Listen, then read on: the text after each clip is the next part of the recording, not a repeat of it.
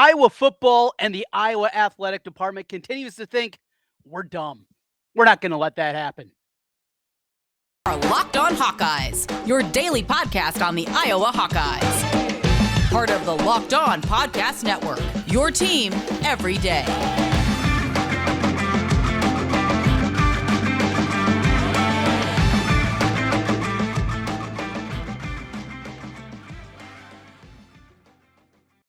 Hey, welcome in. I'm Trent Condon, and this is the Locked On Hawkeyes podcast. Thanks for making Locked On Hawkeyes your first listen each and every day. We're available wherever you get your podcasts, Apple, Stitcher, Google, you name it. We are there, Spotify, and you can also find us on YouTube. While you're there, hit that subscribe button as we work our way to 2,000. That's right. Looking for 2,000 subscribers before we get to March Madness, and hopefully we'll see the Hawkeyes there. Well, this conversation today is not about March Madness. It's not about the matchup against number one Purdue coming up on Thursday, not the top 5 battle in women's basketball with the Hawkeyes taking on Indiana. No, we're back to football once again, and the same old story. That is right. It is about the offensive coordinator. Today's episode of the Locked On Hawkeyes podcast is brought to you by FanDuel. FanDuel Sportsbook, their official sportsbook of Locked On. Make every moment more. Visit FanDuel.com/LockedOn today to get started. Let's get started here with what we found out today. An amendment was made to the contract for offensive coordinator Brian Ferentz of the Iowa football team. And I'll be honest, when this first came down, I see the headline, I get the inbox directive in my email box, the press release, and I see just the beginning of it, and I see Brian Ferentz's name, and for a moment, my heart skipped a beat, and I got excited. Oh, is it happening? Is he departing? Is he looking at new opportunities? No, instead, it is an amendment. So it comes down, and you're reading through it, and you see, first of all, the cut and pay. All right, so he goes from $900,000 to $850,000. All right, really tough. I don't know how Bry Dog's going to get this done this year, but boy, he'll have to find a way. I know cost of living in North Liberty is incredibly high, but I'm sure he will find a way. Now, somebody like me that works in radio, yeah, $50,000, that's impactful. Somebody that's making nearly $1 million, though, not so much. Not only that, my dad's bank account a little bit different than his dad. Of course, my dad didn't get me in this business. My dad was a truck driver. That aside, here we are. And then we have what they're calling designated performance objectives. The designated performance objectives that he needs to hit for 2023 on the football field. Brian Ferentz, in order to maintain his job, has to average at least 25 points per game at a minimum of 7 wins. That's right. Not the highest of bars here. We're not talking about reinventing the wheel, but he has something. He has something that he has to hit, or his contract will be terminated. Now, does that mean that he is gone from the University of Iowa in the athletic department, the football program? Well, not necessarily. I mean, let's just play out a couple of scenarios here. Well, let's be honest. Iowa goes 10-2, loses to Penn State, loses another game, say Wisconsin. They get to the Big Ten championship game, they lose it there. They go 10-3. And then they go to a bowl game, pretty good bowl game. Let's say they go to the Citrus Bowl, and they lose that one. And at the end of the season, you add up the numbers, Iowa, with another 10-4 season, like they did 2 years ago, the offense averages, not the offense, the team averages 24.5 points per game.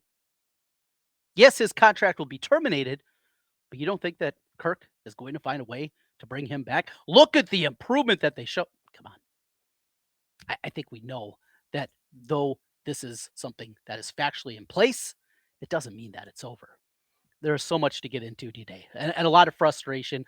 So let's just start with the terminology that was thrown out here. Hey, has anybody seen anything like this before in college athletics, in athletics in general, where an offensive coordinator has certain parameters that they need to hit in order to keep their job? Absolutely not. It's not something that happens. It's not something that head coach, sure, you got to get to a bowl game, right? We know that going into a season for a lot of teams. You have to show improvement. Maybe you have to get to a championship. But whatever it is, it's different for all programs. But never do you have something like this in place for a coordinator. Offensive, defensive, doesn't matter. An assistant coach in basketball. a baseball coach. No, none of these things are going to happen. I mean, can you imagine the Iowa pitching coach? And you know what? If your ERA is north of 4 this year, sorry, you're fired. Come on. This doesn't happen anywhere.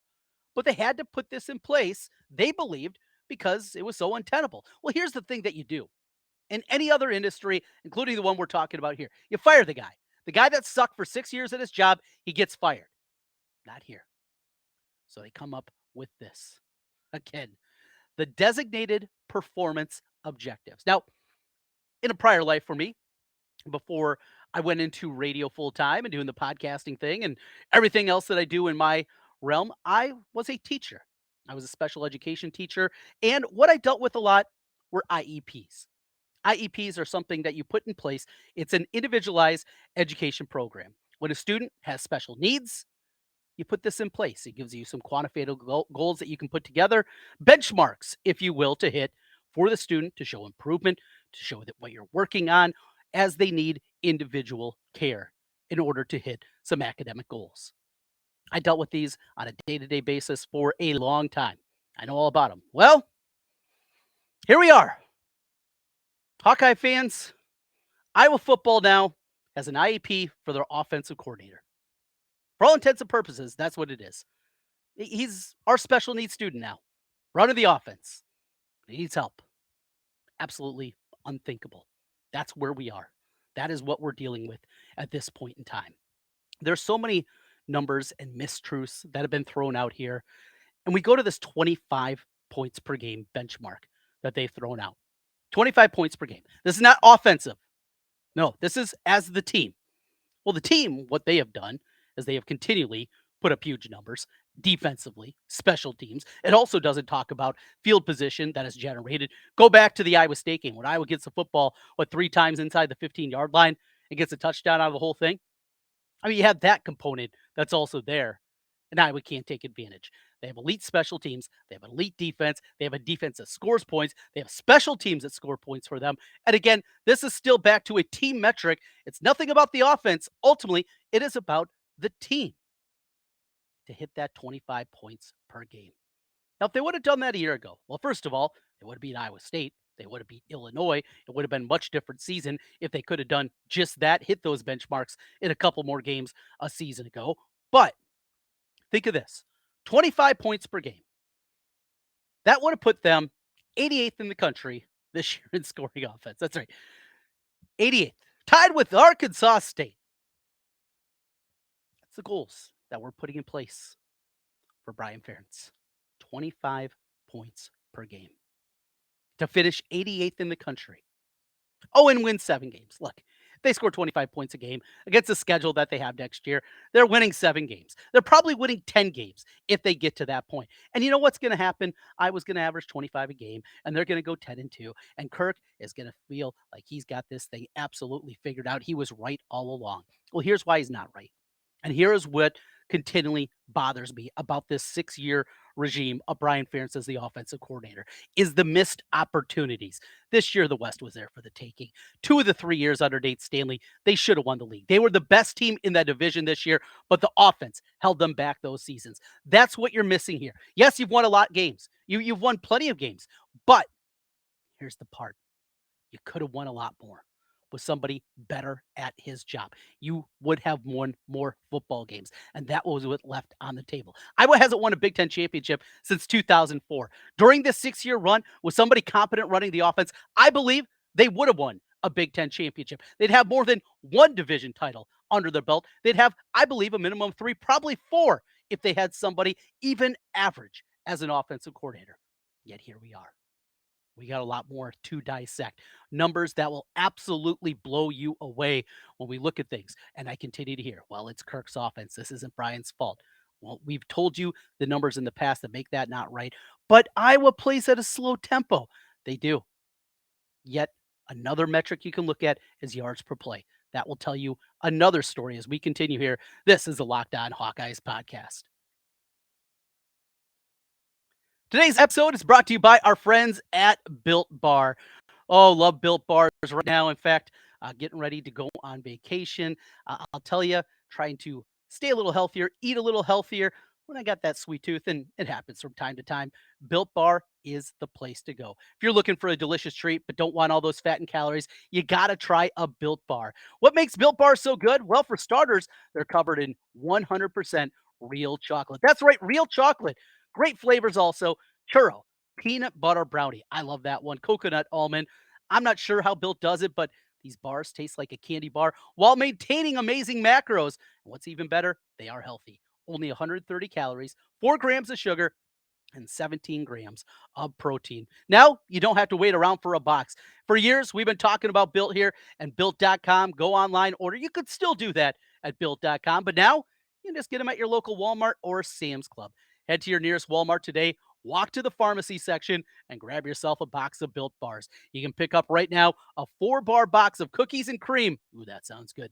Double chocolate or coconut puffs. And if you're close to a Sam's Club, run in, grab a 13-bar box, the big box of the hit flavors, brownie batter, and churro. You can thank me later. Trent Condon back with you again here on Locked On Hawkeyes. Thanks for making Locked On Hawkeyes your first listen every day. Hit that subscribe button on YouTube as we work to get up to 2,000 before March Madness. Every click helps. It'll just take you a moment. I'll give you a moment. There you go. Good job. Thank you. We appreciate it here. So, mention some numbers.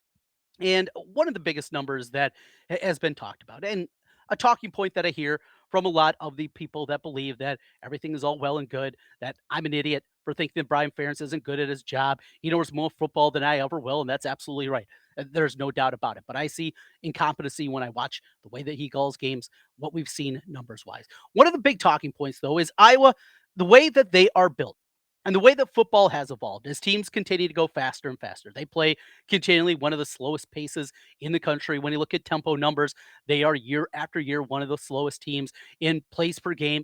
That is also towards the low end, though they have picked up the pace in past years. Really, about a decade ago, they started to do that at a better pace, knowing when Northwestern's running 90 plays a game and you're running 52, the math just doesn't work out. Even with that, though, they still are one of the slowest paced teams in the country. And I'm told, when you throw out the numbers, yards per game, it's not fair. It's not fair for the way that Iowa plays and the way they defense first, all these things. I get that. And it's true. Do I cherry pick at time those numbers? Yes, because they're awful. Brian Ferentz, 6 years. This is what he's finished in total offense. 117th, 92nd, 99th, 88th, the high water mark, 124th, and of course last year, 130th. So those numbers aren't great, right? Right. Well, here's a number that takes away pace, that takes away tempo, that just looks at what you're doing when you have the ball. And if you run 47 plays or if you run 107 plays, this is going to tell you how you're moving the football. It's not about how many plays you get off. It's not running up and down the field. It is taking another look at things. It is yards per play. 101st, 91st, 86th, 86th, 120th, and 129th. Awful. Absolutely awful. No two ways about it. Those are awful numbers. And anybody else over 6 years, they would not be here. Here's a tweet for you. This is from David Eichel, 24/7 Sports. Love David. And the work that he does over there does a great job. 85 teams in Division I average at least 25 points per game. 82 of them qualified for bowl games. This basically says Iowa is striving to be less than average. Brian Ferentz's contract has been amended. And then there's a story there back below it. There's other things to get to here and other things that just leave you absolutely scratching your head of how we could possibly have got to this point. So another one of my friends on the beat, Tom Kaker. And Tom and I go around and we disagree on plenty of things. I've been right majority of the time, but yes, we disagree from time to time. I really do like Tom. But there's something that Tom tweeted out yesterday that just left me scratching my head. It was this. I get that some folks say 25 points per game is a low bar, but Iowa is 55-3. That was a Kirk talking point. The last 8 years when they scored 24 points per game, and 25-0 when they scored 24 points or more in the last 4 seasons. Objective is winning games, and based on those numbers, 25 would do that at a high level. They would. Those numbers are absolutely right. Here's a frustrating part. The other part is those losses, the losses that have piled up. And during that run, they have lost 23 times. What are those times? did they lose by scoring 25 points or more. One time. Basically, for all intents and purposes. One time in the 6 years with Brian Ferentz as the offensive coordinator, the defense didn't hold up their end of the deal. It was against Purdue. They lost 38-36. One time in 6 years, the defense didn't pull their weight. During that time, with those same numbers, they lost 22 of them. 22 losses, one when the offense did more than we anticipate, 25 points per game. It's absolutely crazy. It's absolutely crazy. One time you can point to. And yet, Kirk, when he talks about him, he wants to lump Phil and Brian together. It just doesn't work. It just doesn't work. Some more for you here. Let's see. What else do we got on the list? Oh, there's plenty. There are plenty of things here with this Iowa team. So we got big picture stuff. We'll get to that in a moment. We talked about the yards per play. Here's another one. 25 points. That objective that we're looking to hit for this year. It's an average. Iowa this year is going to take on two bad teams. Two bad teams. Western Michigan is going to be on the schedule, and Utah State. Utah State gave up 31 points per game last year. Western Michigan, 25 and a half. And then you got Michigan State. They gave up 27 a year ago. Purdue gave up almost 30 a game. Northwestern gave up 28 a contest. Rutgers gave up 31. Nebraska gave up 28 and a half. We're talking about an average. And all it takes is 1, 2, maybe 3 dominating performances. They go out week 1, beat Utah State 42-10. And they beat Western Michigan 45-17. We're just talking about an average. And you pile it all together. Over the course of the regular season, 12 regular season games. That's 300 points. And we'll have a tote board, right? There's going to be somebody on Twitter that's going to be keeping track on this. There's going to be people on the message boards that are going to have a rundown of where they are every other week and then what it's going to take to get rid of Brian. Just get rid of this absolute tumor on Iowa football. It's divisive, it's frustrating, and it's our reality. But it's an average. A couple of good games. And it doesn't tell the whole story. Now, here's the other part. We're talking about these numbers. And during that time, they haven't scored 25 points or more in 38 of the 74 games that he's been the offensive coordinator. Less than half the time has he hit that number. 48.7% of the time, he's even got to 25 points or more in a game. But again, we're not talking about number of games. If they would have said that, if they would have said he needs to hit 25 points or more in half the games, I think that would have been a better way to look at this. But again, we're talking about an average. And we're going to see suddenly in the fourth quarter games when we know Kirk puts it on cruise control. We got the victory locked up. We're going to run the football. We're going to punt. We're going to play defense and special teams. We're going to do our thing. And we're going to get out of there. And we're going to escape with a 27-7 win. Oh, no more. Not with his boy out there. No, no, no. They'll be chucking it around in the fourth quarter. They'll be padding those stats. And most importantly, they'll be getting the ball into the end zone. How much better is that red zone offense going to be this year, knowing that this metric is out there? Now, ultimately for us as Hawkeye fans, that's a good thing, right? We want them to be better. We got Sophie's choice. We want to see them win games, and they're going to win games. They're going to be better offensively. We've talked about this with the addition of a competent quarterback, with the addition of a couple of offensive linemen, with at least a wide receiver coming in to help out in Seth Anderson, a great tight end room. They're going to be better offensively. They can't be worse. They are going to be better, and they're going to hit these benchmarks easily. I mean, if it falls short of those numbers, well, look out. And if they do, let's play another one. Iowa goes, nice season, 9-3. Doesn't get to the championship game. Final year of the Big Ten West, don't get it done. But they have 9-3. And they average 23.8 points per game. Don't get to the 25. Still a point short of it. And bowl game, same thing. They win 23-17. Whatever. Okay. But Brian's fired. His contract is terminated because of the terms of this amendment. Kirk Ferentz is done. He's walking away.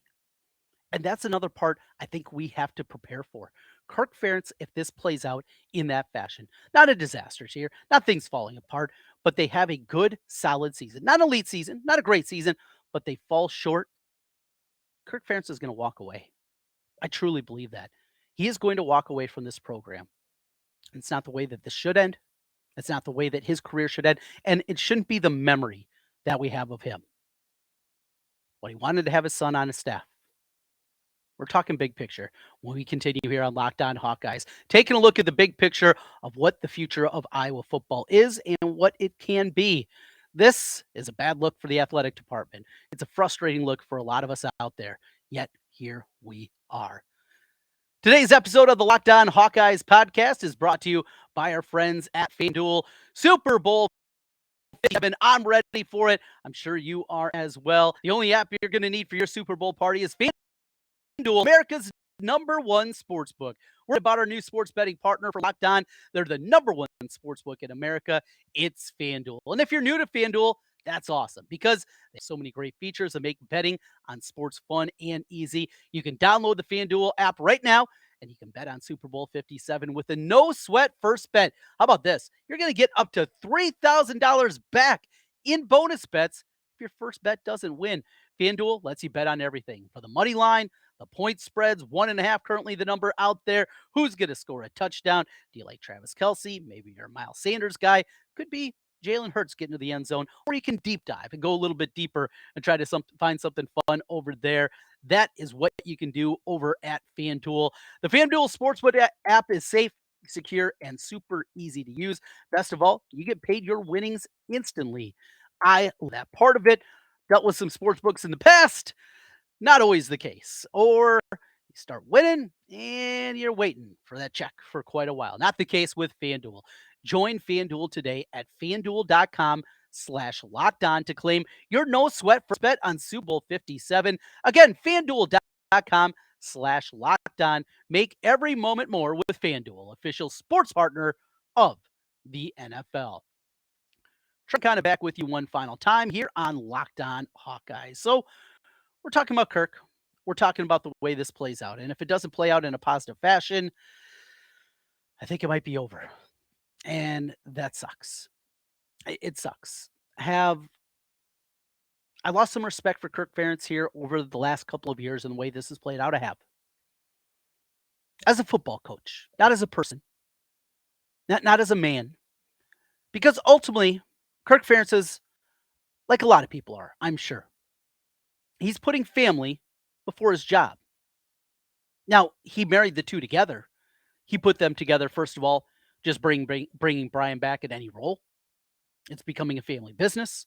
We're seeing multiple family members on the coaching staff. But he's putting family first. He's not putting Iowa football first.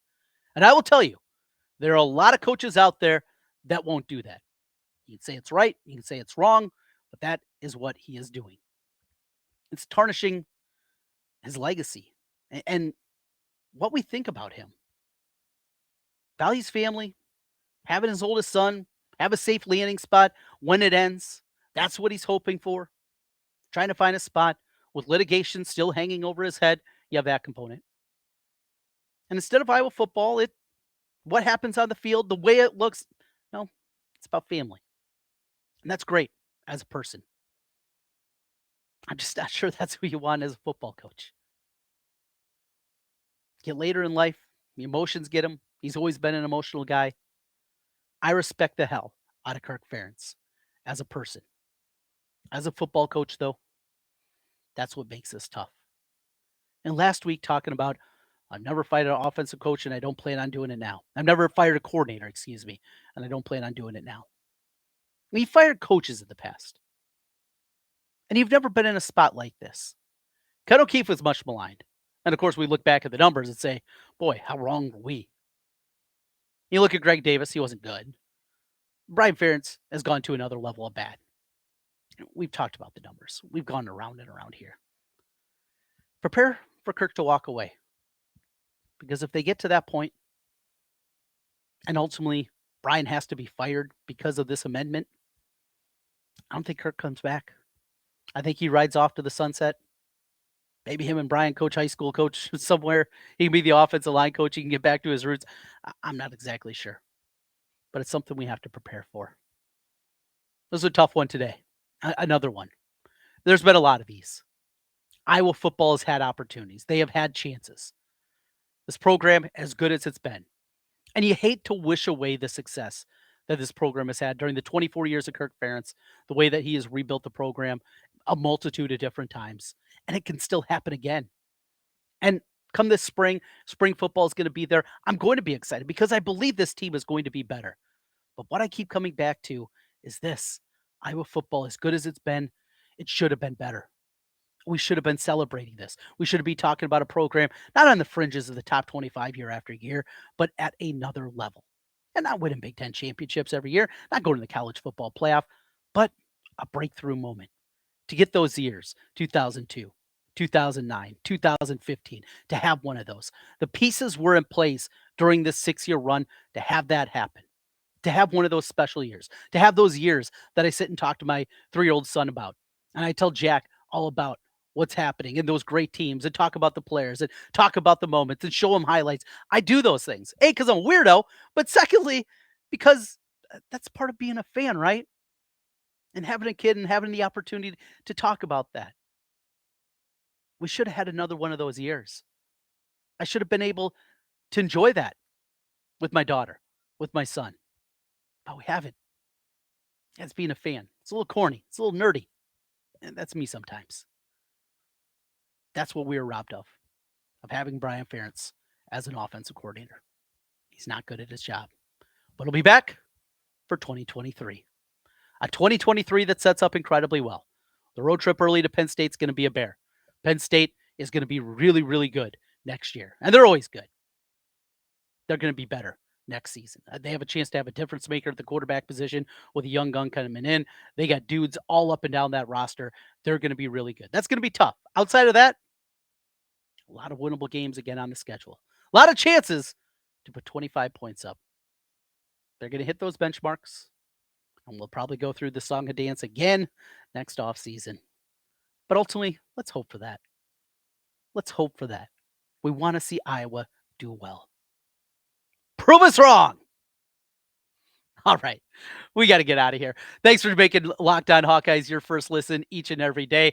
Busy week again. We got coming up later in the week. LaShawn's going to stop by. LaShawn Daniels, former Hawkeye running back. We're going to talk about all this the last week of what's been going on in the world of Hawkeyes and get his perspective as a former Iowa Hawkeye player. My buddy Biz, he's also going to stop in. We got a podcast for you coming. We'll preview the Purdue game. Get ready for that one on Thursday. Of course, a huge women's game as well, as they will face off against number 2 ranked Indiana now. Of course, they gave the Buckeyes their first loss early this season. Did the Iowa ladies. Only one loss on the ledger so far for the Hoosiers. Another road tilt there.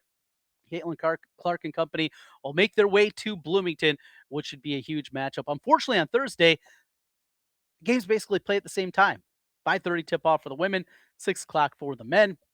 Be a little back and forth, but we'll have you covered and we'll get ready for both of those matchups again. Biz later in the week. And then on Friday, a special episode coming your way. We're going to break down the future of Iowa basketball, talk some recruiting stuff. Our recruiting analyst here on Locked On is going to stop in. We're going to get a breakdown of that as well. That'll do it for today. Again, thanks for making Locked On Hawkeyes your first listen each and every day. Make sure you check out our brand new podcast. It's Locked On College Basketball. Everything you need to know about college hoops all in one spot. You can hear from all big names, our experts, insiders, coaches, players. They have it all. Locked On College Basketball, available on YouTube and wherever you get podcasts. We're going to get through this. I'm going to be frustrated. We'll go around and around. Just don't make us feel stupid. We know what's going on here. Another frustrating aspect of this one. We'll talk to you again tomorrow. Go Hawks.